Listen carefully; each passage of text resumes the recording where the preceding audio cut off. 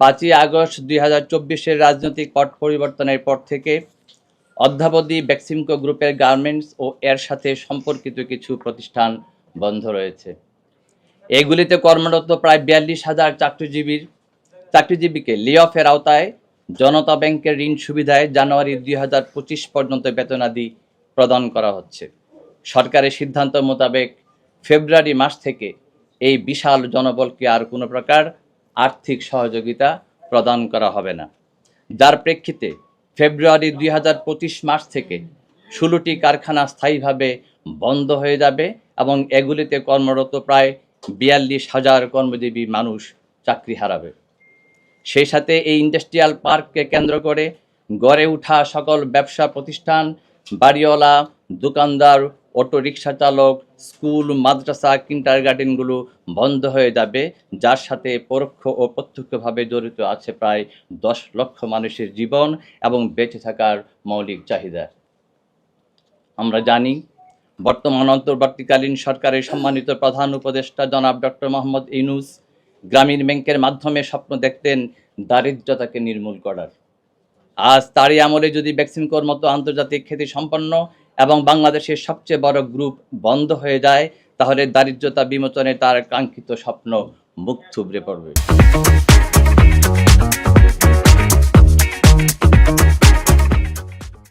42,000 কর্মজীবী মানুষ চাকরি হারাবে, তাদের সাথে সংশ্লিষ্ট 2 লক্ষ পরিবারের সদস্য এবং এই শিল্প কর্মজীবীদের কেন্দ্র করে গড়ে ওঠা কর্মসংস্থানে আরও প্রায় 8 লক্ষ মানুষের রিজিক বন্ধ হয়ে যাবে, যা শুধু ওনার অভিশপ্ত দারিদ্রতাকে বৃদ্ধি করবে না, সামাজিক ও নৈতিক অবক্ষয় ডেকে আনবে। আপনারা জেনে অবাক হবেন যে এই 42,000 কর্মজীবী মানুষের মাঝে প্রায় 2,000 প্রতিবন্ধী, শতাধিক তৃতীয় লিঙ্গের মানুষ এবং 5,000-এর মতো ষাটোর্ধ্ব ব্যক্তি রয়েছেন, যাদেরকে আমরা পরম মমতায় আর যত্নে সমাজ এবং পরিবারের বোঝা থেকে রক্ষা করছি। আর সরকারের সিদ্ধান্তের যদি কোনো পরিবর্তন না হয়, তাহলে এরা সবাই মানবতর জীবনের দিকে এগিয়ে যাবে। সেই সাথে 42,000-এর নতুন বেকার এবং ব্যবসা, বাড়ি ভাড়া বঞ্চিত লাখো মানুষের নৈরাজ্য আর অনৈতিক কর্মকাণ্ডে জড়িয়ে গিয়ে এক নতুন সংকট তৈরি করবে। তাই আমাদের প্রথম দাবি, অবিলম্বে লে-অফ প্রত্যাহার করে আমাদের 16টি কারখানা খুলে দিতে হবে। আপনারা অবশ্যই অবগত আছেন, বেক্সিমকো শুধু বাংলাদেশে নয়, এশিয়ার মহাদেশের একটি বড় ইন্ডাস্ট্রিয়াল গ্রুপ এবং শুধুমাত্র বেক্সিমকো গার্মেন্টস ডিভিশনই আন্তর্জাতিক বাজারে প্রতি মাসে প্রায় 30 লক্ষ মার্কিন ডলারে পণ্য রপ্তানি করে বাংলাদেশের রপ্তানি আয়ের প্রধান ভূমিকা পালন করছে। আজ সেই গার্মেন্টস এবং সংশ্লিষ্ট কারখানাগুলিকে বন্ধ করে রাখায়, ব্যাংকিং সুবিধা থেকে বঞ্চিত করে রাখায় সরকার ও জনগণ সেই বিশাল বৈদেশিক মুদ্রার আয় থেকে বঞ্চিত হচ্ছে, যা আমাদের জাতীয় আয় এবং রিজার্ভ ঘাটতিরও অন্যতম কারণ হতে পারে। আজ অত্যন্ত দুঃখের সাথে আপনাদের জানাতে হচ্ছে যে বর্তমান সময়ের উপযোগী মেশিনারিজ, প্রযুক্তি আর 42,000 দক্ষ জনবল নিয়ে তিল তিল করে গড়ে ওঠা আজকের বেক্সিমকো ইন্ডাস্ট্রিয়াল পার্ক এবং গার্মেন্ট শিল্পের মরিচা ধরার অপেক্ষায় আছে।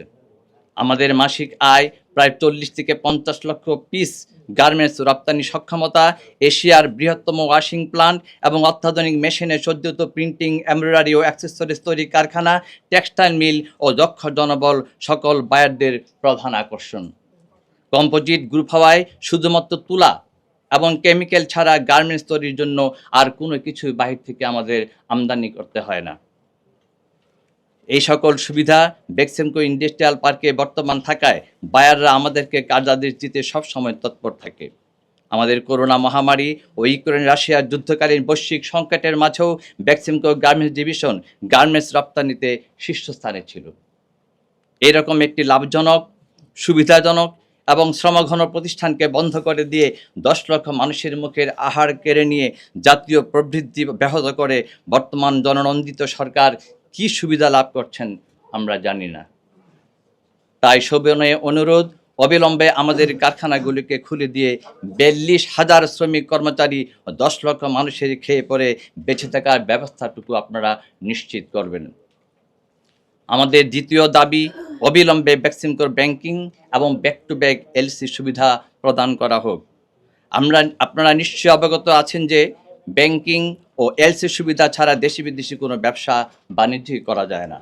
অত্যন্ত পরিতাপের বিষয় যে আজ ৬ মাস যাবৎ বেক্সিমকোর গার্মেন্টস ডিভিশনের সকল ব্যাংকিং ও এলসি সুবিধাও বন্ধ রয়েছে। একদিকে কারখানা বন্ধ, উৎপাদন নেই, অন্যদিকে দায়দানার পরিমাণ প্রচার করে তা পরিশোধের জন্য সকল প্রকার চাপ অব্যাহত আছে। সেই প্রেক্ষিতে বলতে হয়, আয় থেকে দায় শোধ, ব্যাংকিং ও ঋণ ব্যবস্থাপনার মূল মন্ত্র যদি হয়ে থাকে, তাহলে বেক্সিমকো গ্রুপের সকল দায়দানা নিয়মিতভাবে পরিশোধের জন্য এর বন্ধ রাখা প্রতিটি কারখানা খুলে দিয়ে উৎপাদন প্রক্রিয়া শুরু করার কোনো বিকল্প নেই।